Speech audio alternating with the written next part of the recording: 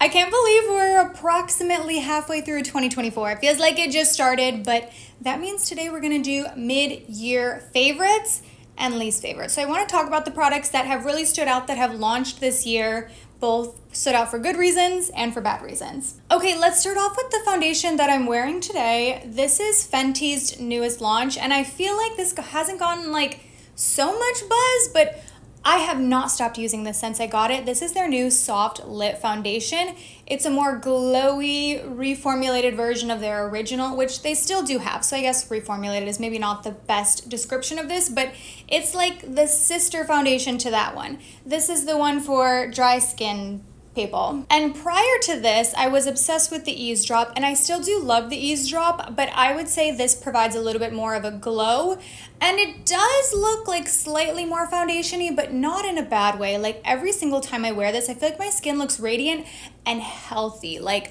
I will even be having a bad skin day and I put this on and I'm like, my skin's perfect. Like it just does something. It has a good amount of coverage to it without being a full coverage foundation. Like I would say it's medium buildable, like on the lower end of medium to start. You know what I mean? Like lower end of medium to buildable. The finish is on the more radiant side, but not overly glowy, because sometimes overly glowy I think can look a little bit too much, can emphasize texture. I think this still has a nice smoothing property to it while looking natural and satin-like, but like on the bumped up end of satin. Like I know I'm saying all these are like in the middle. I feel like Goldilocks. I'm like, it's not too satin, but it's not too dewy. It's like right in the middle. If we had a scale, it's like right on the edge. And it wears so well, which is typically what I'm saying about all Fenty foundations. I feel like that's where they shine. The wear time is phenomenal. So I have been wearing this constantly. I have only had this for, what is it? Maybe 2 months now? I don't know. Maybe this seems right, but like I can see how much I've used. I've used that much of it already because I'm wearing it like every single day. I think part of my obsession is the shade match. It's such a good shade match for me. I have the shade 150.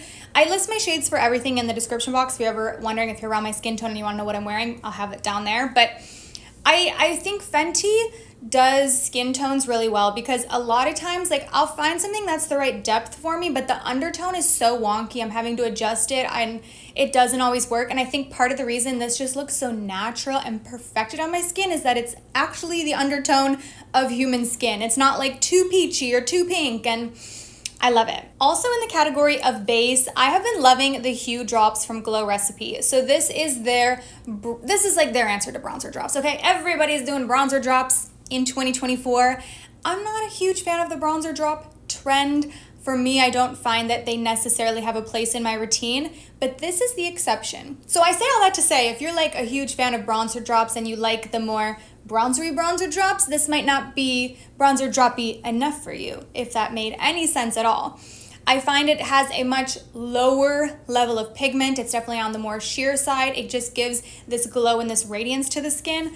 I have this on today underneath my foundation, and I think it peeks through in the most subtle way where the skin just looks slightly more glowy. I mean, obviously depending on the coverage level of the foundation, it's not always going to peek through, but I think it just gives this like radiance to the skin while also having this somewhat grippy, hydrated texture to it that acts kind of like a primer, even though it is a skincare product. Though I would say primer oftentimes does kind of intersect with skincare like that, but I really do enjoy this to give me a bit of a bronzy glow. I also like mixing this in. If I have a foundation that is slightly too light for me, I'll do a little pump of this. Not only does it kind of like sheer out the coverage a little bit, but it gives it also some glow and some sheen while adding some of that bronziness. So I've been liking this a lot. I was also a huge fan of the original Dew Drops, but I would say these are less dewy than the Dew Drops. They're not matte, but they don't have the same balmy, hyper glowy finish. Also in complexion, this should come as no surprise, the Huda Beauty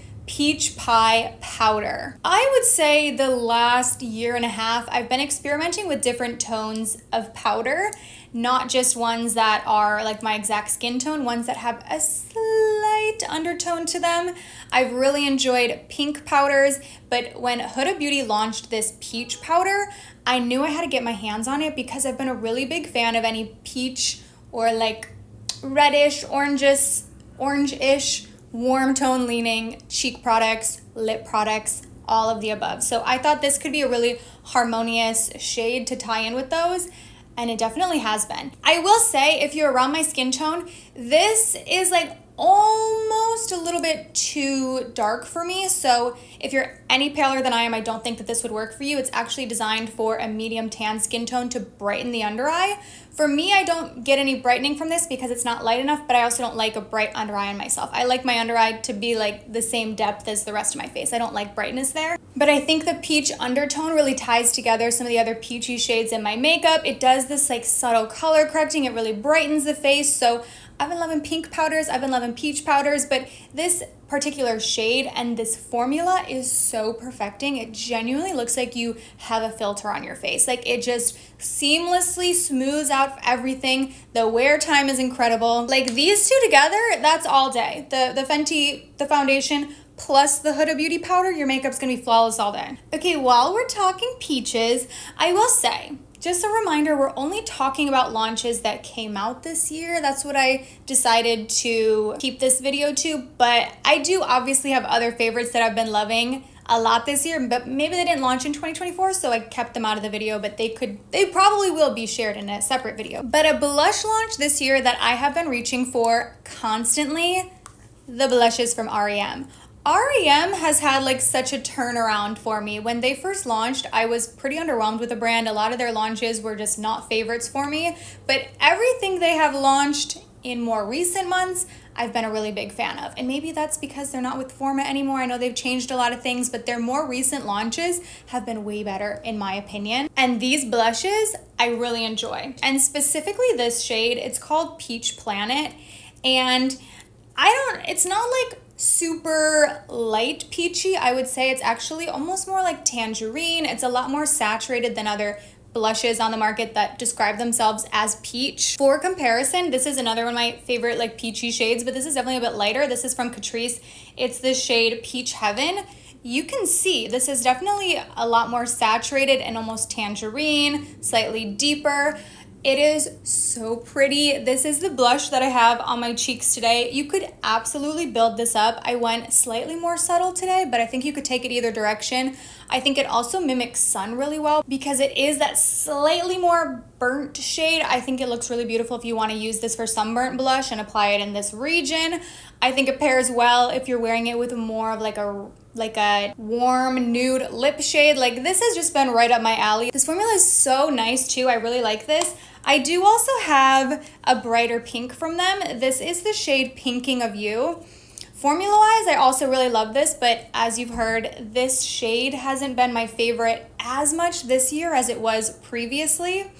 I still do like this shade of pink. I think a lot of it, honestly, is just like the color of my hair currently. Like when I was wearing my hair more brown, I loved this. I don't know if it works on me as much these days, but if you are into the bright bubblegum like baby pink, I think you would like the shade Pinking of Me specifically. For bronzer, you've heard me talking so much about the NYX Buttermelt bronzers. I have mine in the shade Buttercup. I did drop this a couple days ago though. I'm so sad and it broke a tiny bit. I feel like I want to be careful. So many of you shared with me that it's very fragile. I've heard a lot of people say that they've ordered this and then it arrived broken because it wasn't wrapped enough. This is like very fragile. I feel like I drop my makeup semi-often, especially because I'm like always moving things around for videos, and not everything will break just by like falling to the ground. Some things are a little more firmly pressed in the pan. This is not one of them. You need to be super careful because it's definitely fragile. So unfortunately mine kind of broke around the edges, but this, it makes sense to me that it's a little bit more fragile like that because it doesn't feel as firmly pressed in. Like when you touch it with your brush, some powder is going to kick up.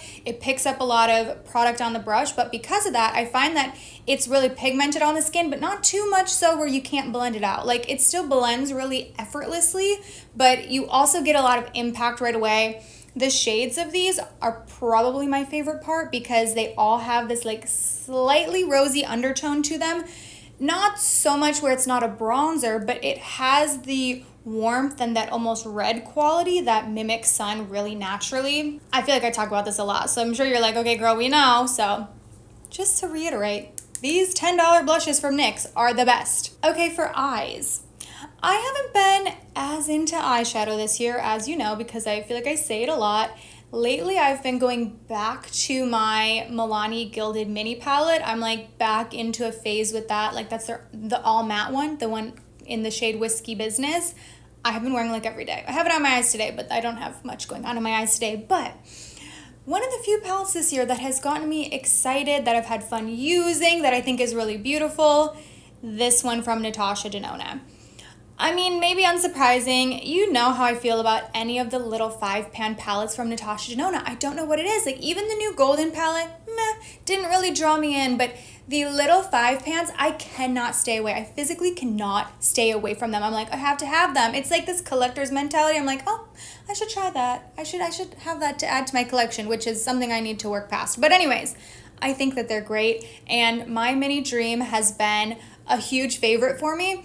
Now you look at this and you're like, okay, Kelly, yeah, it's 5 neutral shades. And it is, but I think Natasha Denona does boring, and I'm putting that in air quotes because this is not boring to me. This is right up my alley, but she does boring shades with a twist. Like, there's something about the undertones of these Natasha Denona shades. You're like, okay, yeah, it's brown, but there's this slight, like almost plum quality to them in the undertone that I think makes your eye color pop. It's like they add something a little bit different to your collection. Whenever I use this, it still feels slightly different and refreshed from when I'm using any other palette that's just like brown shades. And it's one of those things, if you're not into nude eyeshadow, you probably don't need this, but I feel like if you're a nude eyeshadow lover, you get it. You know the like little intricacies between them add so much excitement, and that's why I've really enjoyed this. I just love the Natasha Denona formula, and I've been loving this palette. For mascara, e.l.f. really did it with this. This is their Lash Extender Mascara. I'm wearing this today in the shade Brown, and it's interesting because e.l.f. used to be not great when it came to mascara. There were years there where I swear e.l.f. could not release a good mascara to save their lives. Like, I have tried many of them, but they have stepped it up in the last year and a half. Between this and Lash and Roll, like e.l.f. is competing with other drugstore brands that I like look to for mascara. You know, like when you think of like Essence, you're like, yeah, they make great mascara. Now when I think about mascara, I think about e.l.f. because I think they have some phenomenal formulas, and the Lash Extender is such a great tubing formula at the drugstore for $7. It is so hard to find, well, a good tubing formula in general. I'll be honest, they are not all created equally. Some of these mascaras will say they're tubing formula, but like they're literally not coming off in tubes, and I'm like, that's the whole point. Which, if for some reason you're not familiar with a tubing mascara, it forms literal tubes around your lashes, so they're a lot less likely to like flake or smudge. I mean, if it's a good tubing mascara, it shouldn't do either of those two things. So they wear better throughout the day. I find that I get even more like lift and hold out of my curl from this type of formula, and they come off seamlessly. All you need to do is run warm water over them. That's the key though. It has to be warm water, not room temperature, not cold. Warm water. Let the water kind of like penetrate the mascara, and then you just take your fingers, slide it down. It's gonna look like you're losing your eyelashes, but you're not. If you really get in there, it's just the mascara. There won't be any eyelashes there, especially if you're gentle. Don't like pull. You like just really gently slide it out. You're good to go. I love a tubing formula. I would say a tubing formula these days in my eyes is like the modern day equivalent of a waterproof mascara. I mean, waterproof mascara still exists, but you know what I mean. It has all of those properties. Now you don't have to go through the impossible removal. It's easy to remove. It's actually easier to remove than a regular mascara. So e.l.f. nailed this one. I love it. I reach for it so often. This is, I believe, my second tube of this. Is it my third? I think it's my second. I'm pretty sure it's my second. For lips, it has been a lip stain heavy year, and I talked about this topic quite a bit in my drugstore summer favorites video. So if you want more recommendations, especially at an affordable price point, I will leave that link down below. And in that video, I specifically noted these, but I want to give them another shout out because these are the CoverGirl Outlast lip stains. So the Outlast lip stain is not new, but they're back, they're reformulated. And it is this little marker. And for that, I love using this as a lip liner stain. So the thing I mentioned in my former reviews of these has been that I don't necessarily view them as super beginner friendly, because once you place them onto the lips, they are not going to budge. They are exactly where you put them. There's no room for error. So you have to be really precise with these, but The wear time is unmatched. These will stay all day. You could apply it over the entire lip, or like I like to do, just use it as a lip liner. I'm reaching for these constantly, like pretty much every single day. If I'm planning to be wearing my lipstick for more than like 2 hours, I probably have this on somewhere, at least underneath it. But another favorite, this one is not new this year, but they brought it back, okay? So Summer Fridays Lip Butter Balm, the coffee one. You know how much I love the lip butter balms. You know how much everybody seems to love the lip butter balms. And the coffee one is so nice because it smells like a vanilla iced latte or something. Like, I wouldn't say it smells straight like coffee like a caramel latte, we'll say, actually. Iced caramel latte, that's what you're getting with this. And it has this like slight brown tint to it, so I think it pairs beautifully with like a lip liner or a lip liner stain underneath, giving your lips a tiny bit of pigment, but also the hydration. These are just like unmatched for me. But the worst products of the year, the disappointments, I have a couple. Some are more disappointing than others. And I want to start off with these. I felt like everyone on the internet was obsessed with these. I did not understand. Like, to save my life, I can't understand why everyone enjoyed these. These are the Milk Makeup Cooling Water Jelly Tints. I find this product so gimmicky. It's cute and it's fun because of the texture, and for that, I think they're unique and they stand out in a video. But this is not user-friendly at all. Like, yes, it wears for a long time, but like at what cost, you know? At the expense of it being almost impossible to apply and then looking really patchy. So with this product, the best use you're gonna get is if you pick it up on a brush and then apply that to your cheek. But even that, I still find them splotchy. I find them to disrupt my foundation. I find that you have zero room to like blend it out. There's you don't have a second to like sit there and blend it. Like, the place that you put it is exactly where it's gonna be. And I know I just said something really similar about these lip liners or these lip stains, but that's the difference.